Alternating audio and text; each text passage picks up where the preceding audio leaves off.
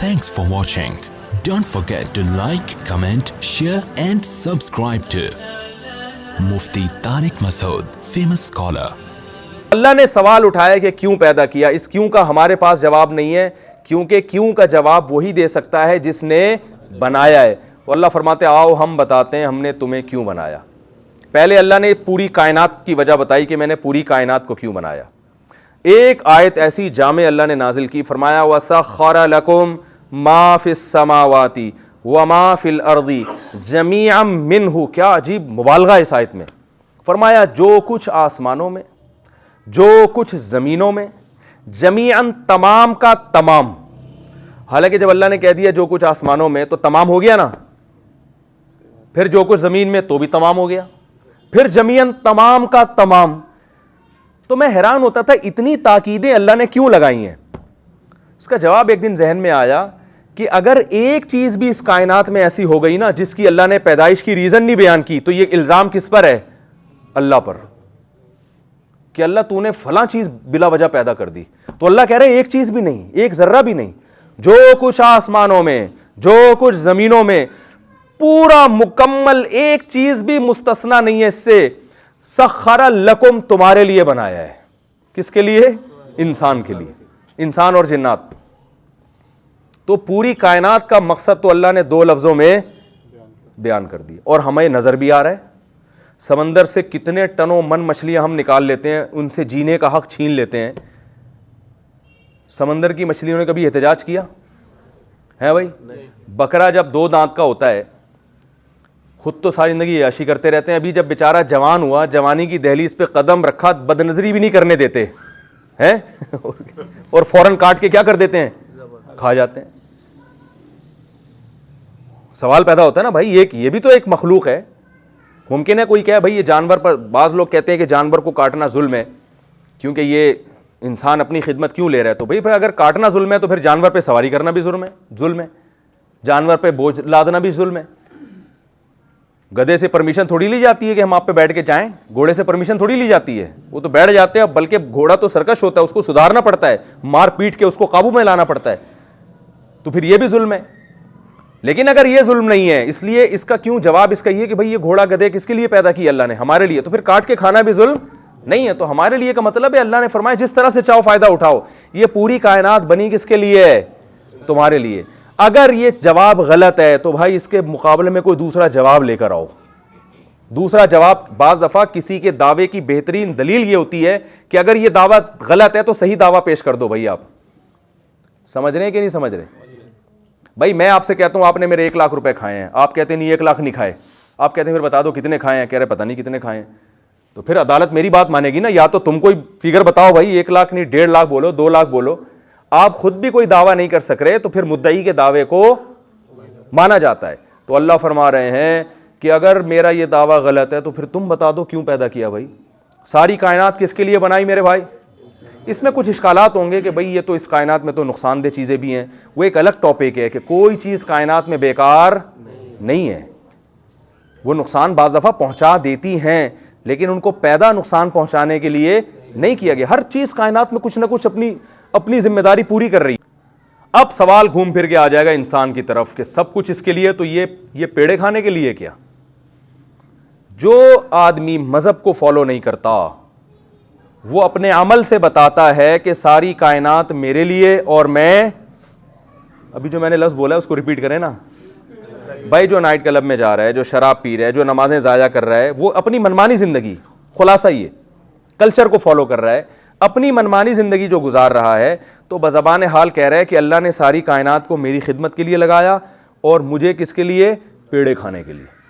جیسے جنگل میں کچھ لوگ جا رہے تھے نا, مشہور واقعہ ہے, بھائی لکڑیاں کون جمع کر کے لائے گا؟ سب, ایک نے کہا میں. بھئی آپ لے آؤ. نہیں میں یہ کام نہیں کر سکتا, مجھے کوئی تکلیف ہے, بوجھ نہیں اٹھایا جاتا. اچھا چلو پھر آپ ایسا کرو کہ آپ جو ہے نا پیاز کاٹ دینا. پیاز کاٹنے سے بھئی میرے آنکھوں سے کیا آتے ہیں؟ آنسو آتے ہیں. چلو آپ ایسا کرو آلو کاٹ دینا. آلو کاٹنے سے مجھے ایک دفعہ زخم لگ گیا تھا تو میں آلو تو نہیں کاٹ سکتا. اچھا پھر آپ ایسا کرو کہ چولہا جلا دو. بھائی چولہے جلانے میں پھونک مارنے میں پھونک نکل جاتی ہے آدمی کی, میں کوئی سلنڈر تھوڑی ہوں جو اتنی پھونکیں نکالوں. تو سارے کوئی بھی کام نہیں کر رہا, وہ اپنی ذمہ داری پوری نہیں کر رہا. لیکن جب کھانا لگتا ہے تو آ کے بیٹھ جاتا ہے. تو ایسے آدمی کو کہتے ہیں نا کیا تو پیڑے کھانے کے لیے آیا یہاں پہ؟ ایک دفعہ جب کرے گا, 2 دفعہ کرے گا, تیسری دفعہ جب کرے گا تو تانا کیا ملتا ہے؟ او بھائی تو یہاں پیڑے کھانے کے لیے آیا, کام تو کوئی کرتا نہیں ہے. تو میرے بھائی جو لوگ صرف لائف کا مقصد یہ سمجھتے ہیں کہ انجوائے کرنا, انٹرٹینمنٹ, آج فلاں مووی دیکھ لی, آج فلاں ڈرامہ دیکھ لیا, آج فلاں, آپ بور ہو رہے ہیں تو یار بور ہو رہے ہیں, تو بھائی ہم تو حیران ہوتے ہیں کہ ٹائم کو تو اگر علماء تو یہ کہتے ہیں بس چلے تو اس کو کسی طرح روک لیا جائے, کسی طرح روک لیا جائے. تو آپ سوچو کہ جن کے یہ جذبہ ہو کہ کسی طرح ٹائم کو روکا جائے, جو مقصد حیات کو پہچان لیتے ہیں یہ ضائع ہو رہا ہے, تو وہ جب ایسے لوگوں کی بات سنیں گے جو کہہ رہے ہیں یار ٹائم گزر نہیں رہا, تو کتنی حیرانگی کی بات ہوگی کہ نہیں ہوگی؟ یعنی لوگوں کا مسئلہ یہ کہ ٹائم پاس نہیں ہو رہا. او بھائی اگر آپ مقصد حیات کو پہچان لو تو آپ کہو گے یہ پاس ہو کیوں رہا ہے, یہ رک کیوں نہیں جاتا, ابھی تو بہت سارے کام ہم نے کرنے ہیں. سمجھ میں آ رہی ہے بات کہ نہیں آ رہی ہے؟ لوگ کہتے ہیں ٹائم پاس نہیں ہو رہا, تو اہل اللہ کیا کہتے ہیں کہ ٹائم پاس ہو کیوں رہا ہے, یہ رک کیوں نہیں جاتا, ابھی تو بہت سارے کام مرنے سے پہلے ہم نے کرنے ہیں, کاش یہ وقت کسی طریقے سے رک جائے. ٹائم یاد رکھو جو یہ کہتا ہے نا پاس نہیں ہو رہا, وہ بہت بڑا بیوقوف ہے. اسے قبرستان لے جاؤ, اسے دکھاؤ کہ بھائی ان کا ٹائم پاس ہوا تھا تو یہاں تک پہنچے ہیں یہ, تو آپ بھی یہاں پہنچو گے.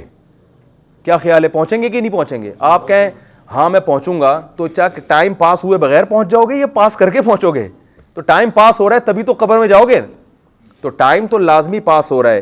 ہاں یہ ٹائم اچھے کام میں پاس ہو رہا ہے یا برے کام میں. تو اب کیا ہوتا ہے کہ لوگ کیا کرتے ہیں, بھائی ٹائم پاس نہیں ہو رہا تو گانا سن لیا, وہ فلانے کی غیبت کر لی, اور چلو یار ڈبو میں جا کے سنوکر کلب میں وہاں جا کے وہ 2 گھنٹے وہ اس کو شاٹ مارتے رہتے ہیں بیٹھ کے, اور بس وہ انٹرٹینمنٹ. مقصد حیات کیا ہے؟ باقی یہ جانور اس کے لیے مسخر ہو گئے, جب چاہتا ہے اس کا دل چاہتا ہے مچھلی کھانے کو چلا جاتا ہے, ہوٹل پہ مچھلی کھا کے آتا ہے.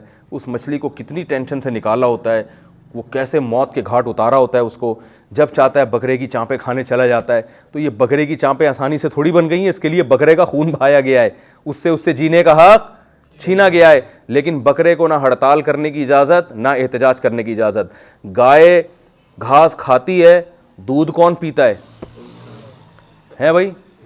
بھینس سے ساری زندگی دودھ نکال کے جب وہ ہڈیوں کا ڈھانچہ بنتی ہے تو ہونا تو یہ چاہیے تھا احسان کا بدلہ احسان. مائیں کہتی ہیں نا میں دودھ نہیں بخشوں گی, کہتی ہیں نا, کیونکہ دودھ پلانا ماں سمجھتی ہے میرا سب سے بڑا احسان. تبھی ہم اس تانے سے بچتے ہیں کہ یار ماں نے یہ تانا نہ دے کہ دودھ نہیں بخشوں گی. ایسی ماں بوڑھی ہوتی ہے اس کی خدمت کرتے ہیں, اماں تو نے مجھے بچپن میں دودھ پلایا, مانتے ہیں نا کیسی خدمت کرتے ہیں اس کی جناب, بس بھائی خدمت کرتے ہیں, بھائی اس نے ہمیں دودھ پلایا. اور ماں بھی یہ تانے دیتی ہے میں نے دودھ پلایا تجھے. لیکن بھینس تو زیادہ دودھ پلاتی ہے بھائی, کیا خیال ہے؟ ماں 1 پاؤ پلا دیتی ہوگی, آدھا کلو پلا دیتی ہے, بھینس تو روزانہ 20 کلو پلا رہی ہے. کیا خیال ہے بھائی؟ اور اس دودھ میں تو مکھن اور دہی بھی بن رہا ہے, اور پتہ نہیں کیا کیا, دیسی گھی الگ اور پنیر الگ. اور تبھی تو ہندو لوگ, بھائی معذرت کے ساتھ ہندو لوگ کیا کہتے ہیں کہ بھائی جس گائے نے تمہاری اتنی خدمت کی ہے تو وہ ماں ہے نا وہ تمہاری. عقلی لحاظ سے تو بالکل ٹھیک بات ہے یہ. تو بھینس ساری زندگی دودھ پلا کے آپ کو, اور ماں تو بیچاری 2 سال تک پلائے گی, بھینس تو مرتے دم تک بھی حکیم کہہ رہے ہوتے ہیں اس کو گائے کا دودھ پلاؤ بھائی کہہ رہے ہوتے ہیں نا. کیا خیال ہے, بھینس کا پلاؤ گائے کا پلاؤ؟ وہ الگ بات ہے, بھینس اتنا نہیں پلا رہی, گوالا اس میں وہ خود زیادہ پلا رہا ہے آج کل. تو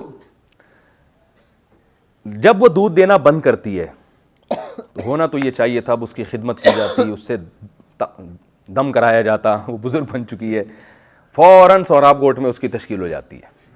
میں نے خود وہاں بڈھی ہڈیوں نکلی ہوئی انچر پنچر جن بھینسوں کے ڈھیلے نا کسی کام کی نہیں تھی ذبح ہوتے ہوئے دیکھی, اور پھر وہ دمبے کی بوٹی کے نام پہ رات کو بک رہا ہوتا ہے, اور وہ ایسا ٹائٹ مسالہ لگا ہوتا ہے کہ ہم دمبا سمجھ کے ہی کئی سال میں نے کھایا ہے اس کو.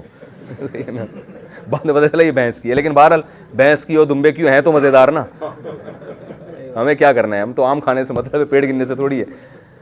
تو کیا سلوک کیا بھائی اس کے ساتھ. لیکن کسی مفتی نے فتویٰ دیا یا کوئی اقوام متحدہ یا UN کی طرف سے کوئی آرڈر, یہ غلط, یہ جانوروں کے ساتھ ظلم ہو رہا ہے. بھائی سب کہتے ہیں یار انسان ہے نا. تو بات آخر میں یہی گھوم پھر کے آتی ہے, جب یہ سب کچھ کر رہے ہو, ان سے فائدہ بھی اٹھا رہے ہو, تو آپ کا بھی تو کوئی مقصد ہوگا نا بھائی, یا آپ بس انجوائے کرنے کے لیے پیدا ہوئے ہو لائف کو. یہ نہیں ہو سکتا, یہ ممکن نہیں ہے. تو اس لیے اللہ نے کہا کہ کوئی جواب, معقول جواب تلاش کر کے بتاؤ جو سمجھ میں آئے, کوئی عقل مند اس پہ غور کرے, بولے بھائی یہ واقعی صحیح جواب ہے.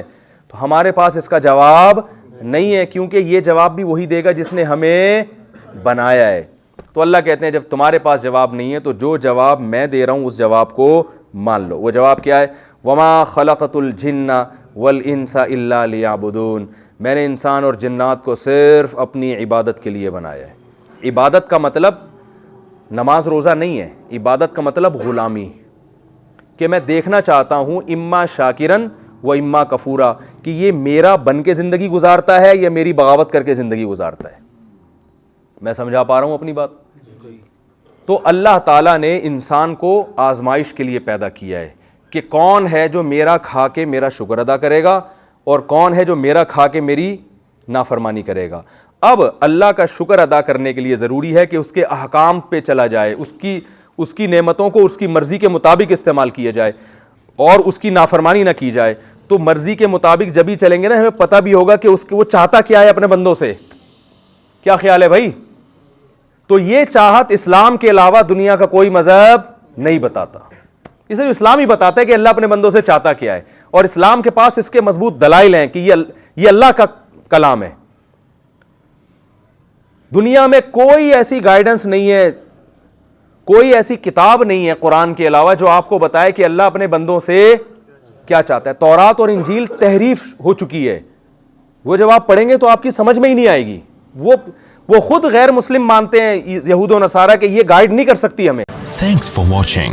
Don't forget to like, comment, share and subscribe to Mufti Tariq Masood Speeches channel.